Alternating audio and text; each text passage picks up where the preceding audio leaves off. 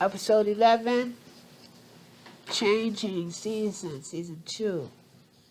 Lady May is reading the story that Darius has basically wrote, and the title of it is "Man of the Year of Memphis is has been killed by Green by Grace Greenleaf" in big bold letters, and you can see the newspaper and everything. Sophia walks in and looking down at her phone, and she sees that her name has not been added to the list of young men and women that will be attending the cotillion this year. And so Lady Mays put down the newspaper and asked Sophia, she says, "Give me this and let me see it." Ask for the phone. And so basically she reads that that both of her granddaughter has not been listed to be able to attend this cotillion.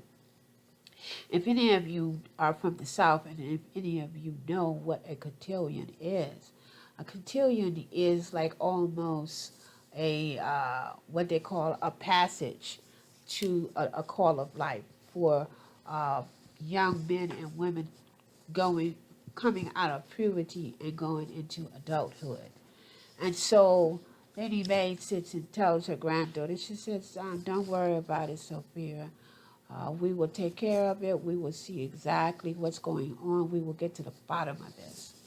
Grace and Bishop, they're getting ready to go to a meeting that is being hosted by Triumph and that is being hosted by Pastor Skanks, who is the host for this particular meeting in Memphis of all of the bishops and all of the pastors. I'm assuming that every year they get together and they pick a church as to where they're going to have this meeting. So this year they had it at Triumph.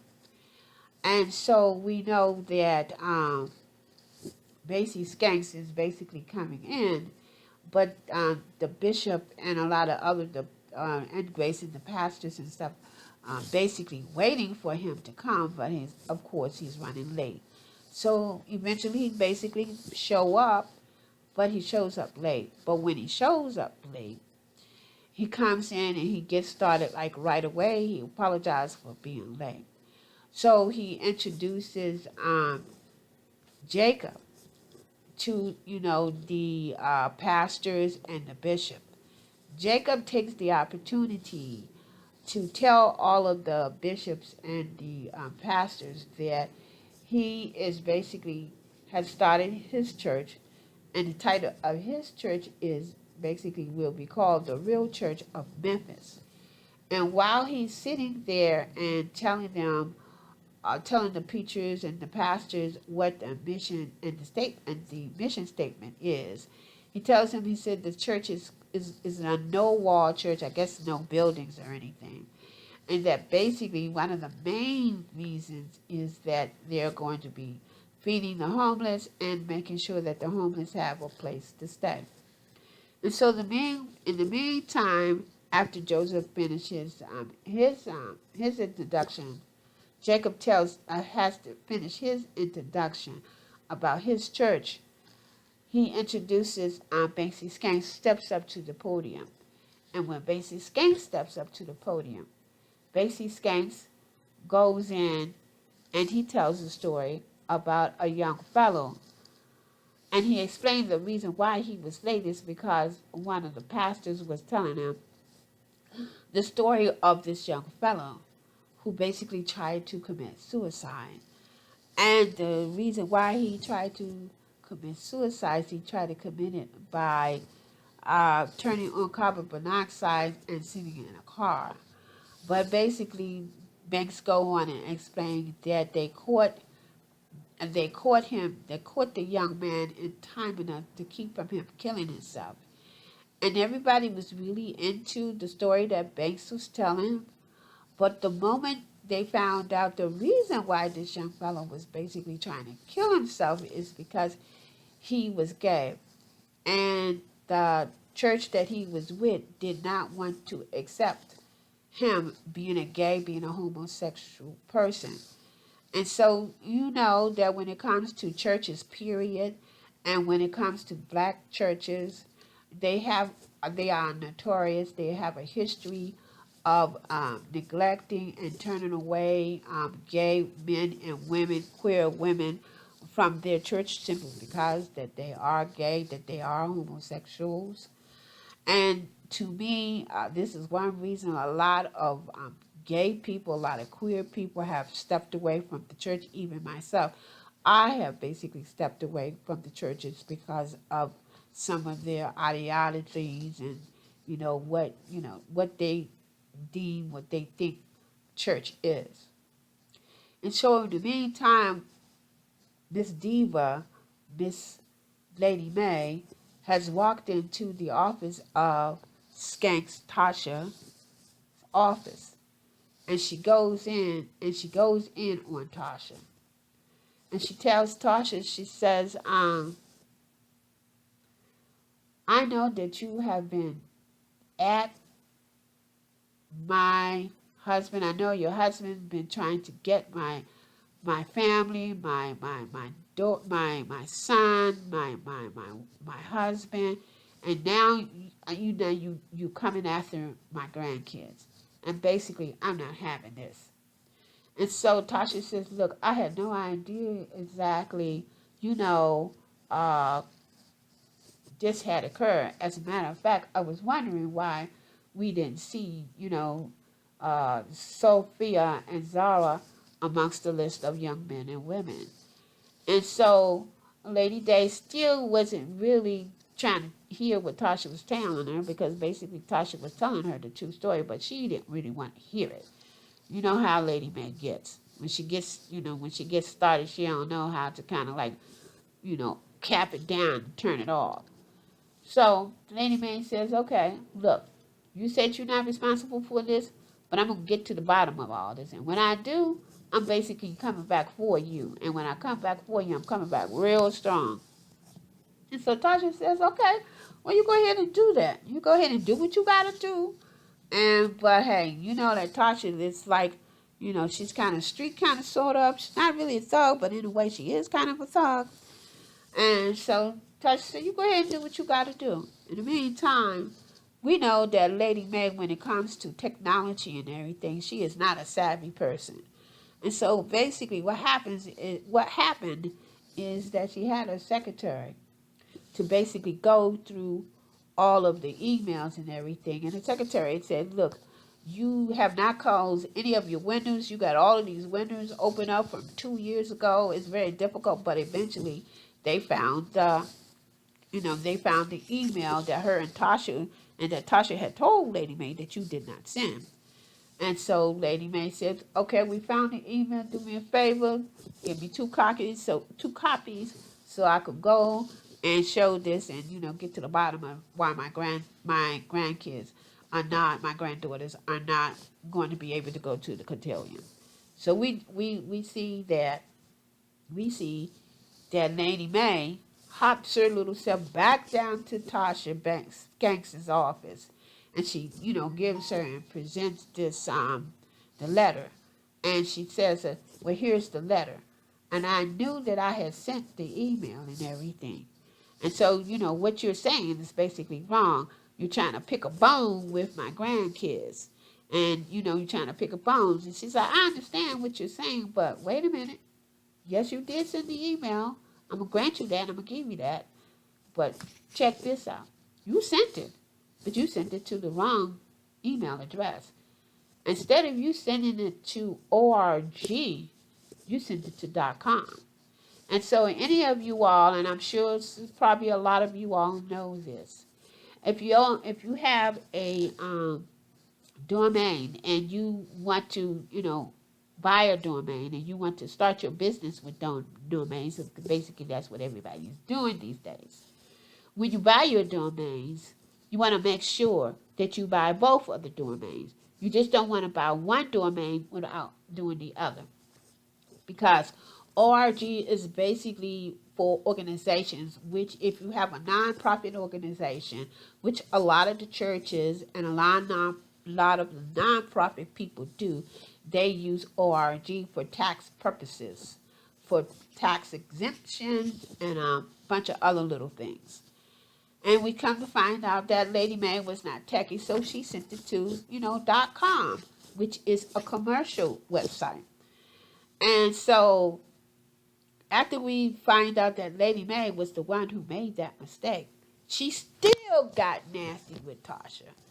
And so Tasha was looking and said, look, I don't know what the deal is, but for you to come in here and thinking that you better than I am, I basically let the head president of the cotillion know exactly how you treated me. And she said, I basically let him know how you treated me. And so, and then Lady Mae started going at her again. And so Tasha said, look, I don't know who you are, what you think you are. I used to look up to you and everything. And so Lady Mae listened to what she had to say. And then she discovered that Tasha had a painting. And so she says, she asked her, where did you get that painting from? She says, I went to a gallery and I got that painting. And the only reason why I got that painting is because I looked up to you. I had a lot of respect about you. And she said, I may not be, high up in society and everything the way you are, but you can best believe that eventually I'm going to get there. And when I do, I'm going to make sure that you will never, ever be in the St. Josephine society for, I guess, whatever. And so they went at it again. And so Tasha was telling her, look, what you can do for me is that you can get the hell out of my office. And so eventually Lady Mae couldn't do anything because she was responsible for sending the email to the wrong address. So Lady Mae left the office. Meantime, Grace and the bishop and Jacob, they are at their meeting and everything. And when the Macy Skanks got finished, telling this sob story, Grace asked, well, basically, what happened? And to the young fellow who tried to commit suicide. And basically says, well, he was found earlier, but he was, brain damage. And so he said, okay, brain damage. So he left it like that. And so the meeting ends. It ends. And then Grace is having a conversation with Basie. And so, but after she had a conversation with Basie, she left Jacob and her father outside. They were having a meeting outside. They were talking about him in the church that he's getting ready, Jacob, in the church that he's getting ready to have. And so the bishop asked Jacob if he wanted to come for dinner. And so Grace was sitting in the car, and she was like really surprised that her father had asked Jacob to come to dinner for him, and Kerissa to come to dinner because he hasn't really said anything to Jacob except when he saw him sitting on the stacks of bricks talking about the new church of Memphis.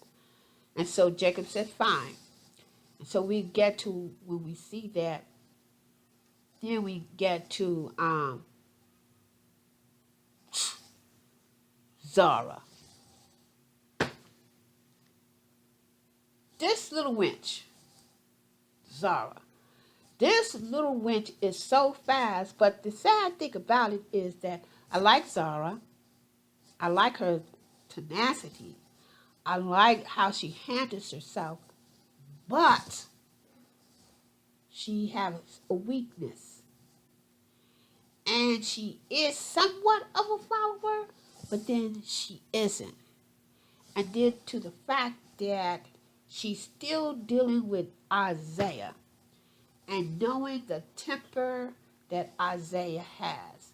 So she had Isaiah, little skinny ass, excuse the expression, hey, he has a little skinny ass in the bed. And she tells Isaiah, she says, if my father comes, you might as well lift the windows up and get ready to jump out because he's coming for you. And in my mind, he gonna comfort your ass anyway when he finds out that you have been abusing his daughter. And then when she finds out that you have abused his daughter, and then when he finds out that you pressured her into having sex, he gonna go ballistic on that ass. And so, Zara was trying to hold her own, but she was having some difficulty in doing it. She was trying to wing her way out of it.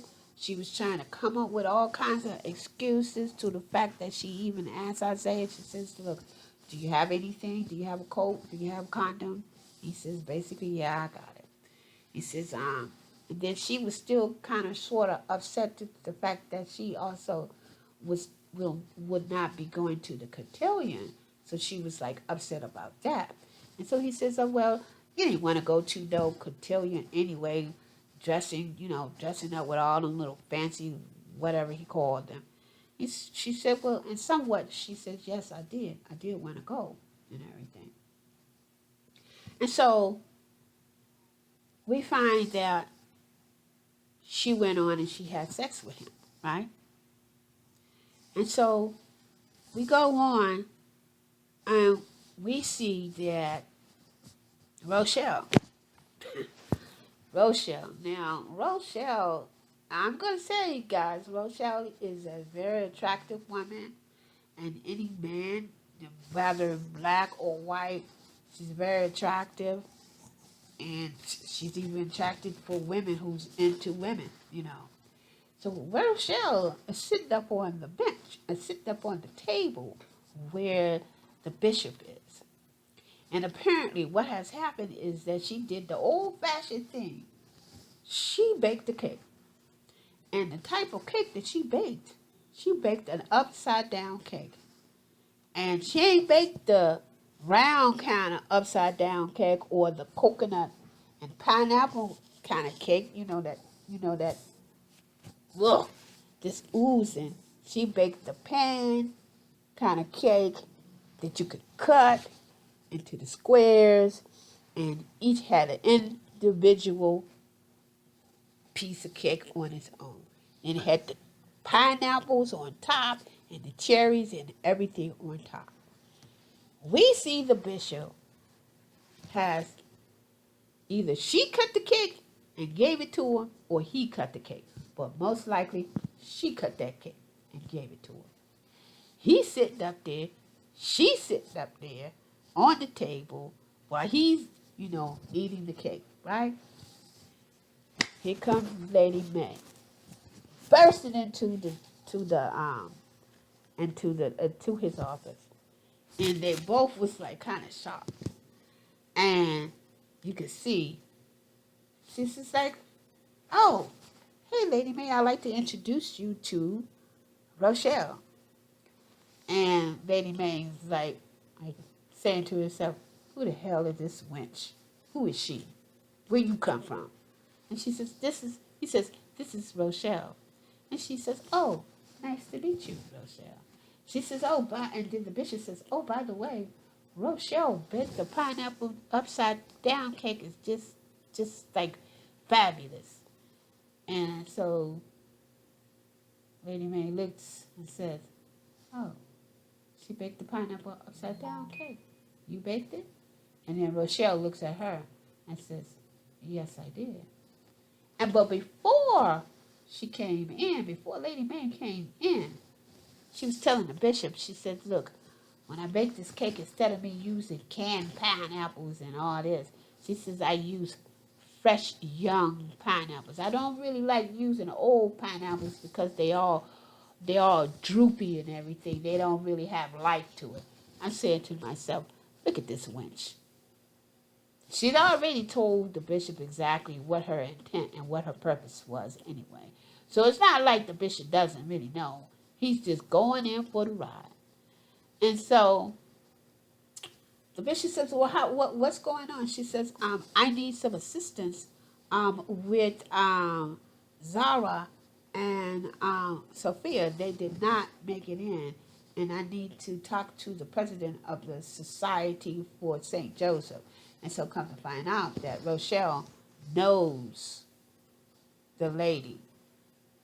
And so Rrodhell interrupts and says, is there anything that I can help you with?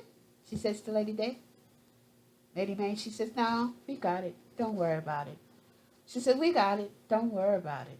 She says, oh, and by the way, she's on her way out, and she says, oh, by the way, Bishop, you enjoy your cake.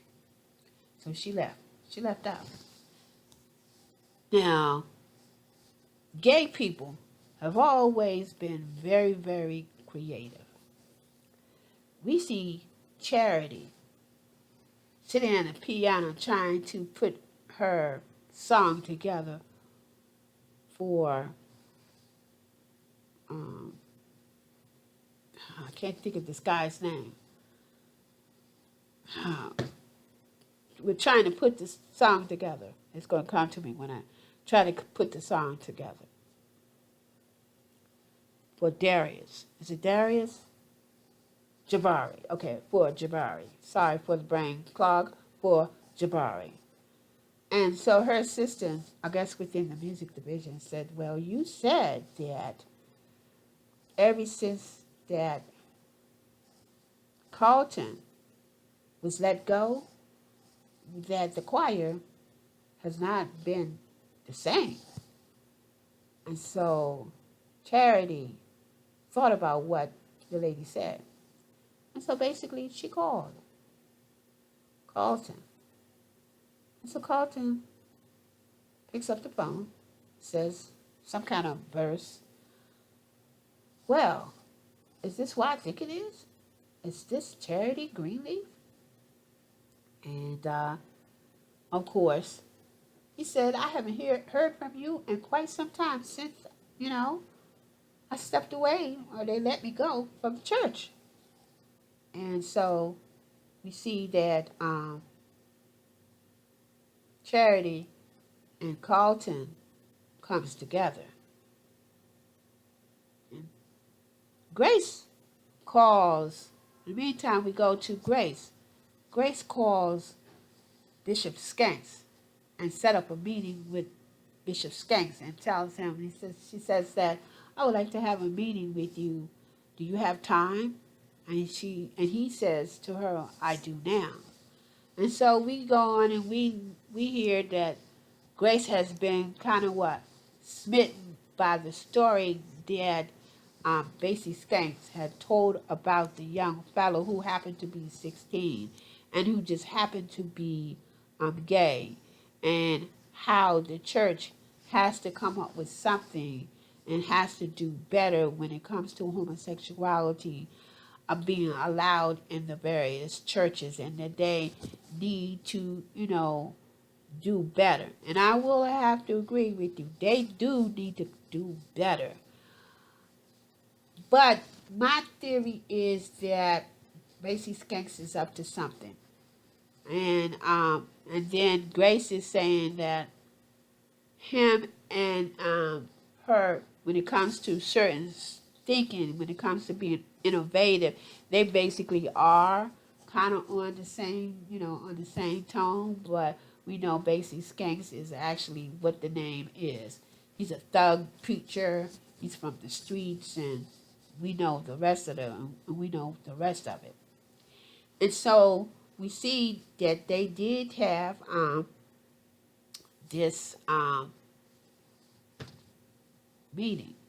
So we find out that then we go on and then we go into that Lady May is up to something. Lady May has asked the bishop, she says to the bishop, she says, look, can you invite Rrodhell to dinner? And so the bishop is like, yeah, I could do that. I can invite Rrodhell to the dinner, no problem. She says, because I have something that I need some assistance with, and I think that Rrodhell would be able to assist me with this. Now, you know the diva, you know the lady, she's up to something. she's not, she's not going to delve into something unless she knows what she getting ready to do. And so we know what she getting ready to do. She getting ready to find out what Rochelle's intent and what is her purpose with her husband, and she gonna get to the bottom of that. But in the meantime, she also going to get her granddaughters into this cotillion. And so we see that Charity is up at the piano, and Carlton has came.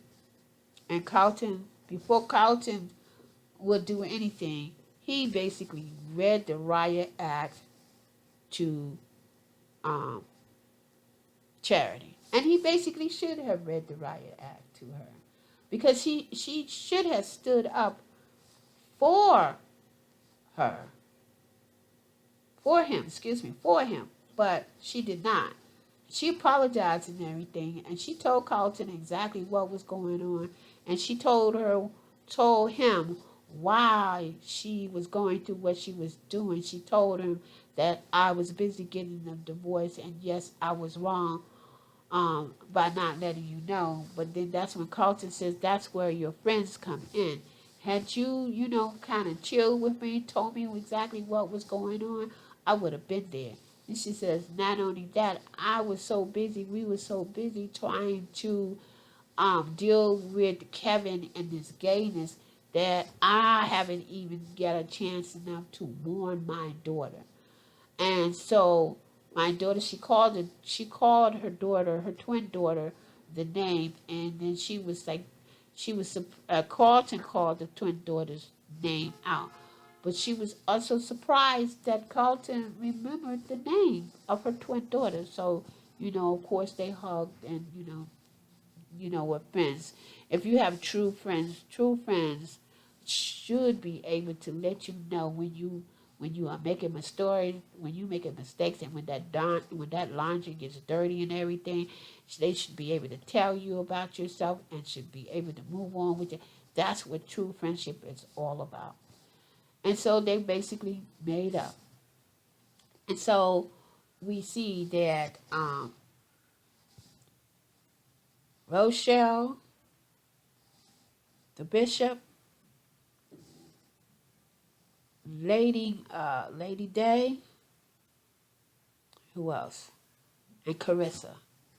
All of them are sitting at the dinner table. And so, but before that, Rochelle and Lady May meets each other. And so Lady May apologized, but we know the reason why she apologizes is because she needed something for Rochelle. And so she basically they were starting to ask Rochelle all kinds of questions, want to know the reason why she left one church to another church, and, what is it about, this particular church that she, wanted to get into and everything. But we know that Rochelle is really, she told some stories saying that she had some issues with the bishop, and she, there was some illness that was going on with her. She was sick, and one thing led to another, and she didn't like the fact that the bishop didn't really, come and visit her when, that she was sick and everything. Now, let's say this. Bishops and pastors cannot visit everybody when it comes to the sick and shut in. But you guys want them to visit you. But theory is, if someone from that ministry comes in and to assist you, you would want to and allow them to do it, because pastors and bishops, they get burnt out. And when time comes when they need, some assistance, sometimes the membership does not show up. So I say this to say, just go ahead and just, let the shut-in ministry do their thing. So in the meantime, we are sitting at the table, and then that's when it got kind of, off balance, got kind of shaky. And Lady May was talking about the woman who was in charge of the cotillion, and come to find out that Rochelle did know the woman. So she said, okay, well, I can kind of assist you. But in the meantime, Lady Mae was talking about the little accident and everything that happened, the reason why, Sophia and Zara did not get in. But she let um, Grace kind of hang out there. But after the dinner, she basically apologized to Grace, and she told Grace that, she was basically responsible for it. But she didn't tell her how she became responsible for it. And so we go on to the fact that we go on, and Sophia and Zara is, in the bedroom. I don't know whose bedroom they're in. And so Zara tells Sophia, she says, I want to tell you something. She says, but before I tell you, I don't want you to be all holier than thou just because my grandfather baptized you in his tub or in his church. That don't mean that you better than I am. And so Sophia said, yeah, you're right. You got that. I'm going to give you that. And so she went on and she told her cousin, she says, I did it. And she said, you did what? She says, Isaiah and I had sex. She says, are you still with Isaiah? She says, yeah, I'm still with Isaiah. And we had sex. And she says, oh, how was it?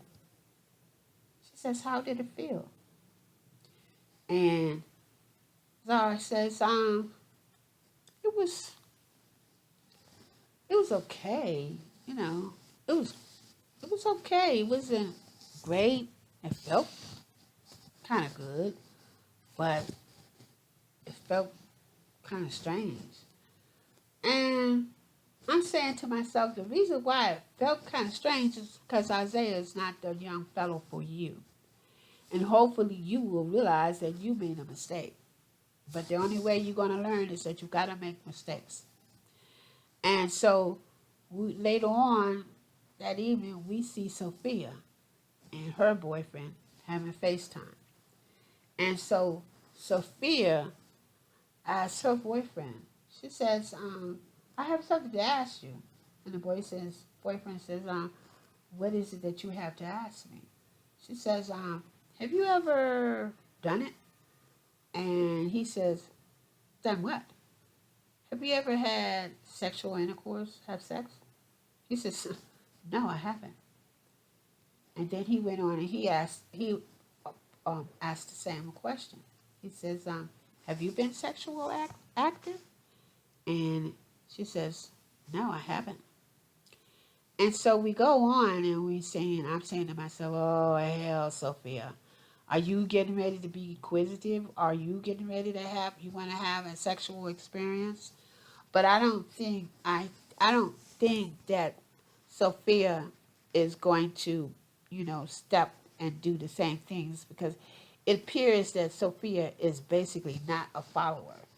And so what we don't know, because she's getting curious, just like when Greenleaf first came on.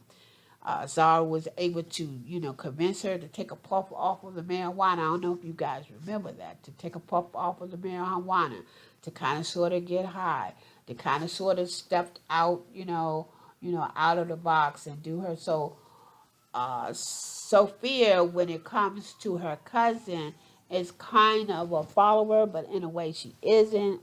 So we don't know. And so we go on and we see Charity is sitting at the table, sitting at the piano with Jabari, and basically is singing her little heart out. She's just singing the song, and she hits that high note, and Jabari is just sitting there and just listening. And so as she comes to the end of the song, and she asks Jabari, she says, Jabari, what do you think? And Jabari says, oh, yes, we have a hit on our hands. And so each of them are like looking at each other in the eyes and everything. And after she says, Jabari, what do you think? She plant a kiss Jabari. And it kind of caught me off guard that she did that. And I'm saying to myself, what the hell going on? But we knew that Charity was attracted to Jabari, but I don't think, yeah, Jabari is attracted to her, but I don't think Jabari is attracted to her the way Charity is attracted to him. And so we basically has ended.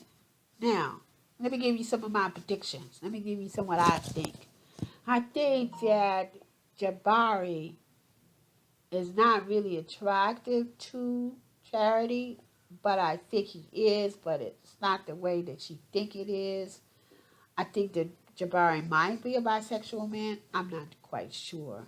I think that Charity is it's really missing Kevin because she really does love Kevin, but due to the fact that Kevin did, said that he was gay, so she felt that she needed to separate. And I think that this cotillion is going to say a lot about Zara and Sophia.